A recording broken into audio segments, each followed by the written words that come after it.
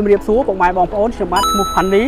ជាផ្នែកអ្នកលក់នៅហាងគូបតាយីធុនប្រចាំនៅខេត្តឧត្តរមានជ័យបាទថ្ងៃនេះដែរយើងមកស្គាល់ម៉ាស៊ីនច្រូតស៊េរីថ្មីមួយបាទគឺ DC 120X បាទជាផ្នែកខាងមុខកាត់អស់ម៉ាស៊ីនច្រូតនេះបាទគឺមានរហូតដល់ទៅ3ម៉ែត្រហើយចំពោះកង្ងាវរបស់វាមានរហូតដល់ទៅ6បាទហើយគេធ្វើឡើងចិត្តជាមួយនឹងផ្លែកត្រៃបាទអញ្ចឹងចិត្តកត្រៃហ្នឹងធ្វើឲ្យការកាវស្រូវចូលទៅក្នុង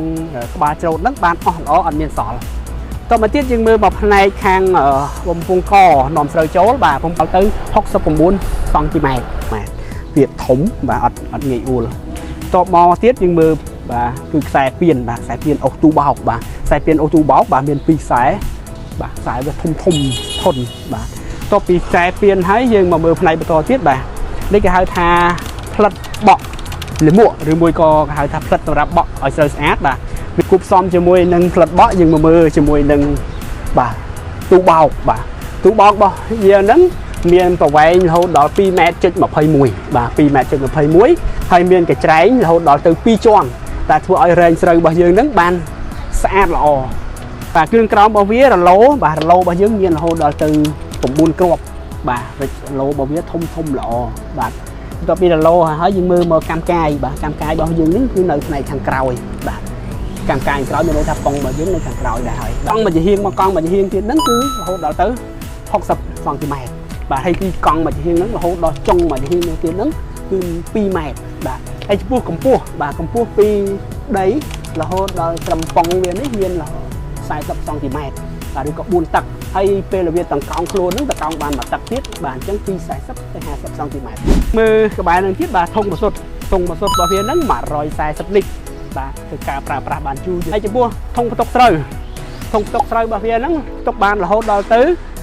1460គីឡូបាទផ្ទុកបានច្រើនបាទបន្ទាប់មកទៀតយើងមើលផ្នែកដែលធ្វើឲ្យត្រជាក់នៃម៉ាស៊ីនបាទផ្នែកធ្វើឲ្យត្រជាក់របស់ម៉ាស៊ីនបាទផ្នែកត្រជាក់ម៉ាស៊ីនបាទទីនេះគឺធុងទឹកបាទក្នុងធុងទឹកនេះវាពិសេសក្នុងថាមានផ្លិតបក់ធុងទឹកធ្វើឲ្យត្រជាក់ហ្នឹងគឺវាអូតូបានពីរប្រភេទបាទនៅពេលដែលមានកំទីល្អងធូលីឬក៏អីផ្សេងហ្នឹងប៉ះនៅជាមួយនឹងធុងទឹកបាទវាធ្វើឲ្យស្ទះនៅធុងទឹកហ្នឹងអញ្ចឹងអាផ្លិតទឹកហ្នឹងគឺវាអូតូរុញខ្យល់ចេញមកក្រៅវិញអញ្ចឹងធ្វើឲ្យកំតិចល្អងធូលីហ្នឹងវាខ្ទាតចេញអញ្ចឹងធ្វើឲ្យស្អាតធុងទឹកទៅមកបានវាបក់ទៅវិញបាទអញ្ចឹងវាអូតូពីរប្រភេទដែរល្អដែរបាទហើយមួយទៀតដល់នឹងហើយចំពោះបាទមុននឹងយើងឡើងលើម៉ាស៊ីនច្រូតយើងមើលឃើញថាចណ្ដាលរបស់វាមាន2ជាន់ចណ្ដាលមាន2ជាន់ហើយបាទហើយយើងអាចបត់បានទៀតហើយលើនេះគឺជា sensor ជុំម៉ាស៊ីនបាទ sensor ជុំម៉ាស៊ីនហ្នឹង sensor ជុំម៉ាស៊ីនមានន័យថានៅពេលដែលម៉ាស៊ីនរបស់យើងហ្នឹងខុសប្រក្រតីបាទខុសជុំប្រក្រតីវានឹងលោតសញ្ញាប្រាប់ខុសប្រក្រតីយ៉ាងម៉េចឧទាហរណ៍ថាយើងតម្លើងរាវារហូតដល់2000ជុំតែម៉ាស៊ីនហ្នឹងវាវិលបានតែ1000ជាងវាគ្រប់ដល់2000អញ្ចឹងវាលោតសញ្ញាថាម៉ាស៊ីនយើងហ្នឹងឆេះខុសប្រក្រតីមួយទៀត sensor control កម្ដៅបាទអញ្ចឹងពេលដែលម៉ាស៊ីនរបស់យើងឡើងកម្ដៅខុសប្រក្រតីវានឹងលោតសញ្ញា sensor កម្ដៅនេះឲ្យហើយបាទហើយមួយទៀតបាទនេះគឺសញ្ញាបាទម៉ាស៊ុតបាទនៅពេលដែលម៉ាស៊ុតរបស់យើងហ្នឹងវាមានទឹកឬមានកម្ទេចកំទីអីហ្នឹងអត់ស្អាតបាទវានឹងលោតសញ្ញាមកឲ្យ